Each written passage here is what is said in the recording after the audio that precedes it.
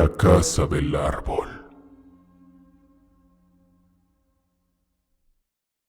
Hola, Ger. Mi nombre es Eduardo. Quiero agradecerte por tus videos. Me sirven de mucho en mi trabajo del que, de hecho, voy a hablar. Soy un jardinero viviendo en Estados Unidos desde hace 5 años. Por ello mis días están llenos de la tranquilidad y del verdor de los jardines suburbanos. Uno de mis clientes más antiguos y peculiares es un hombre llamado Mr. Clark, un anciano viudo que ha habitado su gran casa de los suburbios durante más de 40 años. Cada vez que me adentro en su propiedad, una sensación de misterio y melancolía me envuelve. El viento susurra entre los árboles y el sol se filtra entre las ramas, creando un juego de luces y sombras en el jardín de Mr. Clark. Sus rosas delicadas y fragantes se alzan majestuosas, pero siempre requieren de mi atención. Es mientras las podaba con cuidado cierto día que Mr. Clark salió de su casa para tomar un poco de sol. Se paró en medio de su jardín y miró con detenimiento un gran árbol que estaba muy cerca de nosotros. Su rostro llevaba las huellas de los años y sus ojos parecían albergar una mezcla de tristeza y secreto. Había algo en él aquella ocasión tan particular que me empujó a preguntarle si se encontraba bien.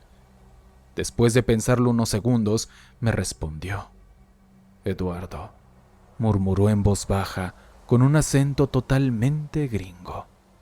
«Me gustaría contarte una historia sobre mi casa, específicamente sobre la casa del árbol que construí para mis hijos hace muchos años». Mis manos se detuvieron en su labor y mi mirada se encontró con la de Mr. Clark. Con un tono nostálgico, comenzó a describir la casa del árbol que había construido para sus hijos en la casa donde vivían antes, muchos años atrás. Él había sido testigo de momentos de alegría y también de un oscuro tormento. La imagen que se formó en mi mente era la de un refugio en las alturas, con una escalera de cuerda que se retorcía hacia el cielo, una pequeña puerta que invitaba a la aventura y ventanas que no serían más que huecos en la casa desde las cuales los niños podían ver el mundo. Al inicio los chicos estaban encantados con la casa del árbol, susurró Mr. Clark. Sus ojos brillaban con la vividez del recuerdo. Pasaban horas allí arriba, riendo y soñando. Pero, Eduardo, algo cambió.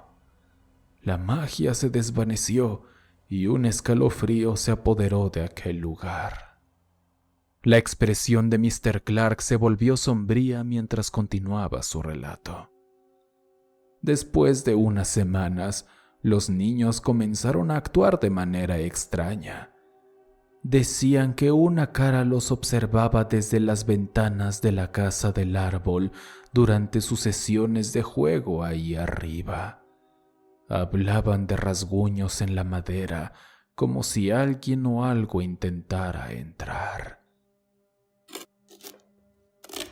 La brisa susurraba entre los árboles circundantes y pude sentir cómo se deslizaba un escalofrío por mi columna vertebral.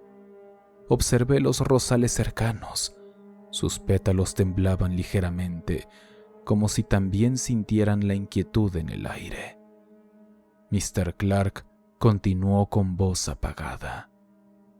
Al principio pensamos que era su imaginación, o tal vez los mapaches que merodeaban por ahí. Pero luego los niños dejaron de querer jugar en la casa del árbol. Decían que se sentían observados, incluso durante el día.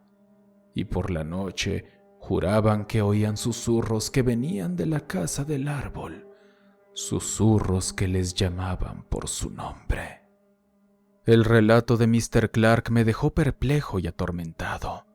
No sabía qué creer, pero estaba claro que algo espeluznante había sucedido en esa casa del árbol.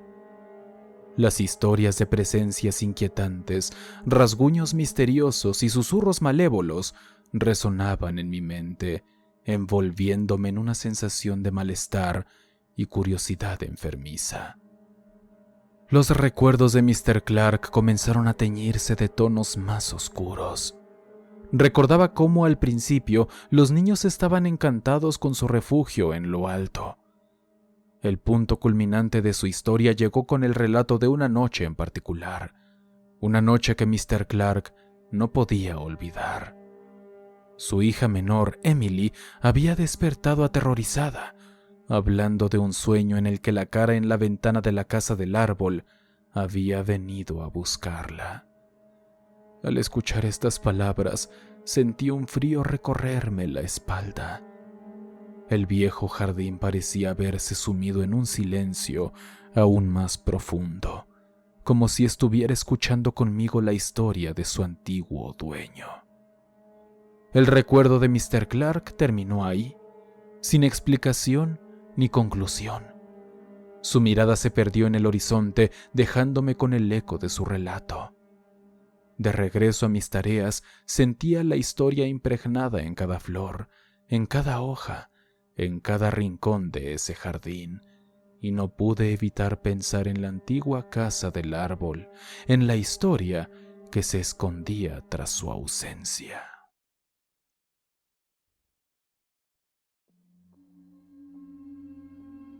El hombre que acompaña a mi padre. Buenas, Ger. Soy una seguidora tuya desde hace casi 2 años y hoy me animé a escribirte lo que se ha convertido en un cuento de terror para contar en cualquier fiesta familiar.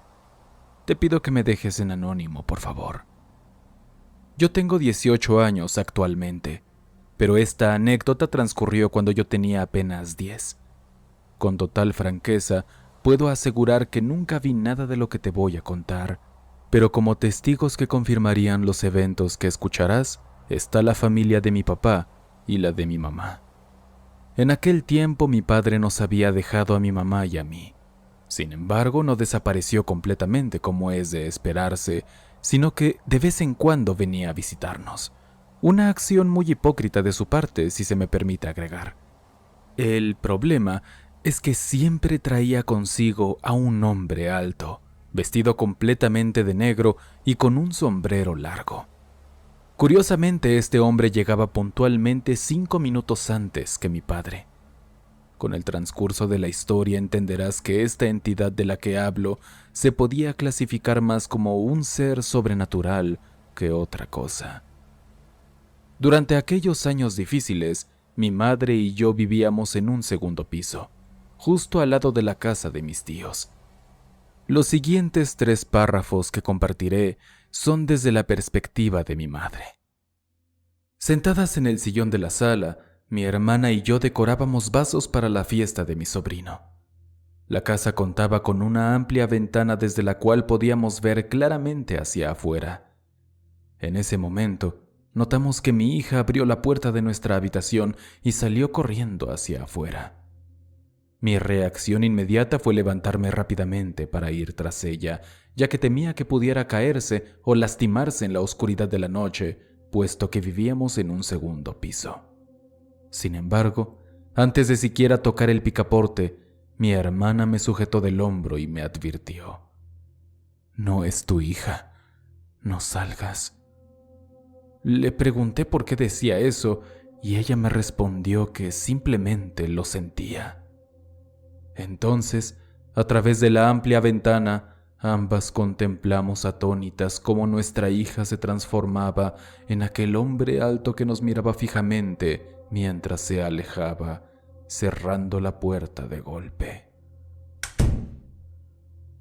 En otra ocasión, mi hermana y yo estábamos conversando en la sala cuando escuchamos claramente cómo el portón de entrada se abría y unos pasos pesados resonaban en las escaleras.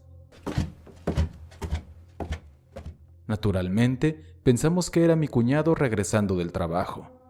Sin embargo, después de esperar varios minutos, nunca vimos a mi cuñado. El ambiente comenzó a cargarse de tensión y mi hermana decidió llamar a su esposo para urgirle a que se apurara, ya que alguien había subido a nuestro hogar. Pero cuando contestó, resultó que él apenas estaba saliendo de su trabajo y no llegaría pronto. 5 minutos más tarde de aquel suceso, el padre de mi hija irrumpió en la casa como si estuviera poseído por un demonio, gritando y lanzando improperios a diestra y siniestra. Siempre he sido una persona tranquila, por lo que fue mi hermana quien finalmente lo echó de la casa casi a golpes, mientras él se marchaba enfurecido. En otra ocasión, mi hermana, mi cuñado y yo nos encontrábamos afuera de la casa, charlando distendidamente. De repente, el ambiente se volvió espeso y opresivo. Él sentía que algo muy malo estaba por venir. Mi cuñado, quien posee un temperamento fuerte, tomó un machete y nos ordenó que nos refugiáramos en el interior. Sin titubear, salió con el arma en mano y se dirigió hacia la esquina de la casa. Pero a los pocos minutos, retornó rápidamente sin siquiera asomarse. Según lo que mi cuñado nos contó, un horror que no puede describir comenzó a invadirlo y mejor decidió abandonar su audaz exploración para refugiarse. El desconcierto se apoderó de todos mientras esperábamos en el interior de la casa. Tras unos interminables 5 minutos, llegó el padre de mi hija. Mi hermano y mi cuñado, ya hartos de estas situaciones, no dudaron en expulsarlo de la casa nuevamente. El miedo se volvió más intenso con cada repetición de estos sucesos. Desafortunadamente, estas experiencias no se limitaron a nuestra casa. Dondequiera que el hombre de negro aparecía, la misma serie de eventos se desarrollaba. Hubo un periodo en el que vivimos en la casa de mi tía paterna, y su esposo siempre le advertía a mi tía y a mi abuela cuando percibía que alguien estaba por llegar, justo antes de que mi padre apareciera. Aunque inicialmente dudaban de sus palabras, una noche mi madre comenzó a escuchar los pasos del hombre subiendo las escaleras. Cuando el hombre se detuvo en la puerta, empezó a caminar de un lado a otro entre la puerta y la ventana. Mi madre decidió volver a la cama, ya que un sentimiento de pesadez y horror se apoderó de ella. El encuentro con el hombre de negro comenzaba a resonar en la mente de mi abuela, quien empezaba a cuestionar la realidad de todo esto. Tras mudarnos a la casa de mi tía, el aura de miedo y las apariciones del hombre de negro se intensificaron. Mi madre y yo nos encontrábamos en un estado constante de alerta y desasosiego. Mi tía, al igual que mi abuela, quien era escéptica en un principio, comenzó a cuestionar la veracidad de lo que ocurría. Un día, mientras mi madre le pagaba la renta a la señora que vivía abajo de nosotros, ésta se puso seria y le confesó que tenía planeado subir para hacer una limpia y poner hierbas de protección en nuestra casa. Intrigada, mi madre le preguntó el motivo y la señora respondió con una mirada sombría. Cada vez que tu ex esposo viene, algo entra antes que él, algo muy malo. Mi madre, aunque no creía estas creencias, se sorprendió por cómo la señora conocía lo que ocurría en nuestra casa sin que nadie se lo hubiera contado a personas externas. Mi tía tuvo su propio encuentro aterrador con el hombre de negro. Mientras lavaba los trastes frente al lavadero que daba a un lote baldío prácticamente oscuro, pudo distinguir una figura parada en medio de la oscuridad. Aunque casi no se veía nada, al enfocar su mirada notó que era un hombre que la observaba directamente y le sonreía. Este encuentro perturbador dejó a mi tía paralizada por el miedo, y cuenta que de un momento a otro la figura desapareció. Desde entonces empezó a escuchar los pasos del hombre cuando mi padre estaba a punto de llegar. Por otro lado, mi abuela, en su habitual hospitalidad, se percató de la existencia del hombre de negro de la misma manera que los demás, al oír los pasos y creer que era mi padre. Sin embargo, algo en el ambiente le advertía que no debía salir de su habitación, y aquel día que escuchó los pasos, decidió regresar a la cama en lugar de enfrentar lo desconocido. Su situación le susurraba que algo estaba terriblemente mal. El miedo se afianzaba en cada encuentro con el hombre de negro, generando una creciente sensación de amenaza. Finalmente llegó el momento culminante de nuestra historia, cuando el hombre de negro hizo su última aparición y con ella se desencadenaron eventos que marcarían un punto de quiebre en nuestras vidas. Una noche vi a mi madre que observaba por la ventana con un semblante serio.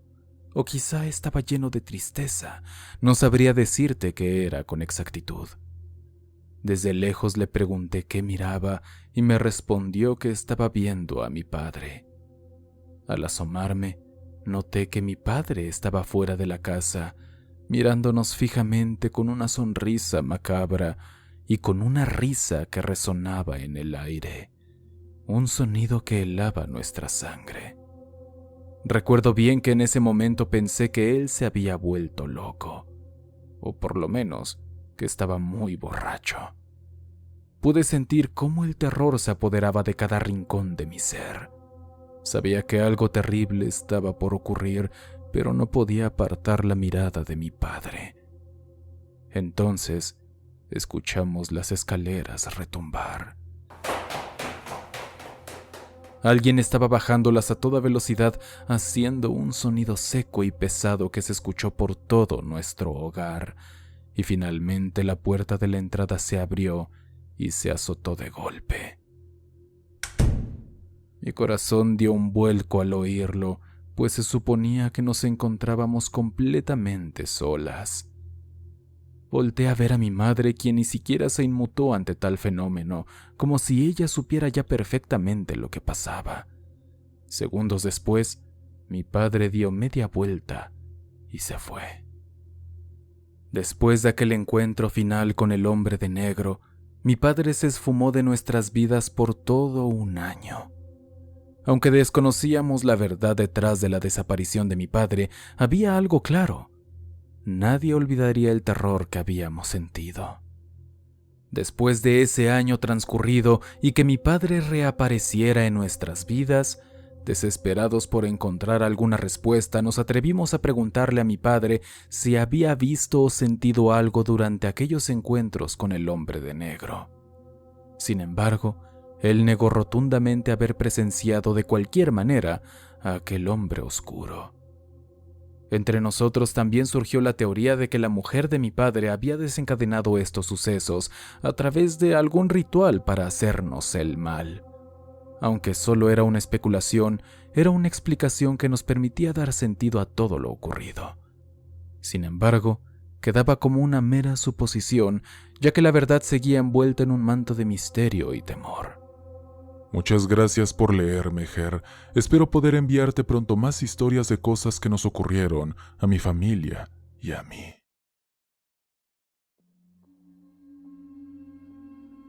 Dedos mordidos. Hola, Ger. Antes de comenzar me gustaría decirte que me gustan mucho tus videos y disfruto escucharlos mientras hago mis tareas. Por eso me animé a escribirte esta historia. Mis abuelos tienen 3 hijos. Mi tío mayor, mi papá, que es el de en medio, y mi tío menor, a quien llamaremos Abel. Esta historia trata sobre mi tío Abel, quien en ese momento tenía unos 6 o 7 años. En una tarde soleada, el hermano de mi abuelo llegó a la casa cargando una bolsa llena de tesoros infantiles. Era un hombre agradable con una sonrisa cálida y arrugas en el rostro que contaban historias del tiempo. Aquel día decidió regalarles a los niños 2 muñecos que había conseguido, el Chavo y Kiko, personajes de la famosa serie de televisión El Chavo del Ocho. Los muñecos del Chavo y Kiko eran pequeñas obras de plástico, pero su presencia cautivó de inmediato al tío Abel. Sus ojos brillaron con entusiasmo mientras sostenía aquellos diminutos seres en sus manos. Parecían cobrar vida bajo su mirada como si tuvieran una esencia propia. El tío Abel no podía contener su alegría. Pasaba horas enteras sumergido en el mundo imaginario que los muñecos le brindaban. Los llevaba consigo a todas partes, hablando con ellos y recreando escenas de la serie de televisión. La madre del tío Abel, una mujer amorosa y comprensiva, observaba con ternura las interacciones de su hijo con los muñecos. Notaba cómo él les hablaba en voz baja, como si compartieran secretos profundos y oscuros. Los muñecos se convirtieron en confidentes silenciosos, escuchando y respondiendo con palabras que solo el tío parecía comprender. Aunque la madre no podía oír las voces ficticias que resonaban en la mente de su hijo, podía ver el brillo de felicidad en sus ojos. Aceptó esta peculiar forma de juego, convencida de que era una expresión de la imaginación infantil. Sin embargo, desconocía el oscuro destino que aguardaba a los muñecos del Chavo y Kiko, un destino que se desplegaría en el transcurso de los días y desencadenaría una espiral de horror y misterio. El día amaneció con un cielo nublado, presagiando una tormenta inminente. En la sala de estar, los hermanos jugaban despreocupados, ajenos al destino oscuro que se cernía sobre los muñecos. El hermano mayor, un chico intrépido pero travieso, tomó al muñeco de Kiko entre sus manos y, sin pensarlo dos veces, mordió con fuerza los dedos de plástico. El sonido de la destrucción resonó en el aire y con él se desvaneció la inocencia que envolvía a los muñecos.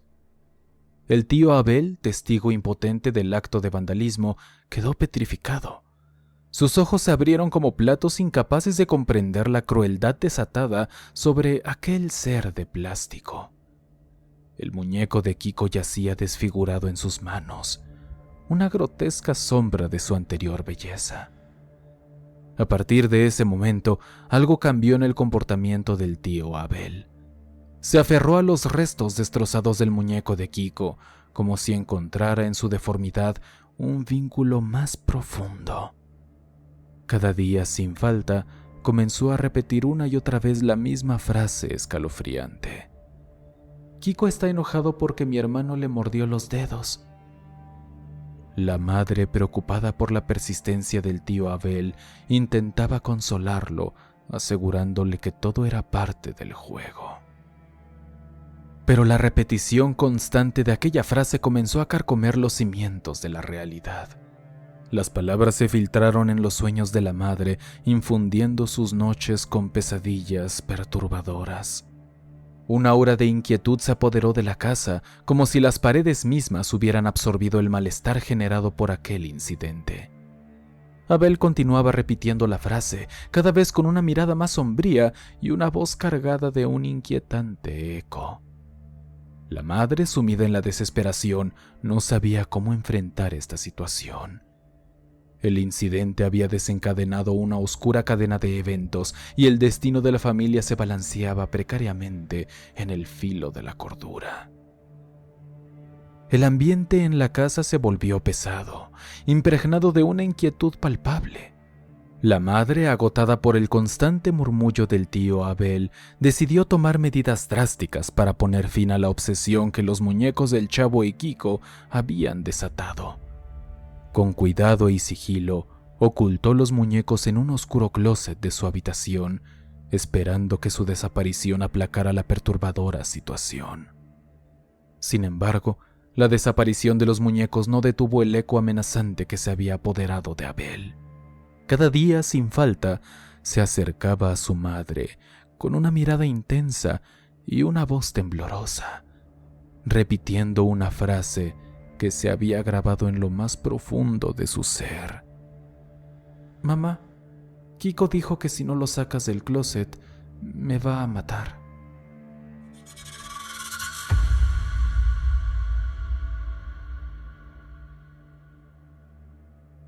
Las palabras de Abel resonaron en el corazón de la madre con un escalofrío de horror. ¿Cómo podía su hijo saber sobre el paradero de los muñecos? La madre había guardado aquel secreto celosamente, convencida de que su decisión los protegería de cualquier mal. Pero ahora, enfrentada a la verdad cruda, se vio obligada a creer en la oscura conexión entre el tío Abel y los muñecos. Llena de temor y desesperación, la madre tomó una decisión drástica. Sabía que debía poner fin a la influencia maligna de los muñecos, tomando los restos destrozados de Kiko y el Chavo. Los envolvió en una bolsa y emprendió un camino solitario hacia lo desconocido. Lejos de su hogar, en la oscuridad de la noche, la madre arrojó los muñecos malditos dentro del bote de basura de una casa abandonada. Una sensación de alivio momentáneo la envolvió, pero una pregunta persistía en su mente. ¿Habrá alguien más que encontrará aquellos muñecos y desatará la maldición que los acompañaba? Poco después nos enteramos por mi tío Abel que aquellos muñecos le hablaban e incluso él los veía moverse.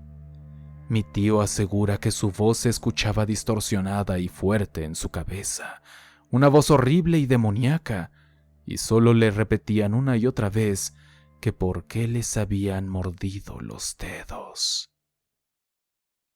Un día, mientras mi madre le pegaba a la señora... ¿Cómo? Le pagaba a la señora. Tengo que agregarle la renta, ¿no? Le pegaba a la señora, qué violenta. Oscuros, quiero agradecerles a todos por enviarme sus historias a experienciasdehorror@gmail.com. Han sido muchas, afortunadamente, y espero no tardar tanto tiempo en subirlas todas. Recuerda que si tú tienes una historia de terror que te haya pasado o conoces a alguien que haya vivido algo espantoso, mándame esa anécdota a experienciasdehorror@gmail.com. Ahí podré leerla y tu historia saldría para un próximo video. Espero hayan disfrutado el video y sin más que decir, les mando un gran abrazo a todos. Hasta pronto, oscuros.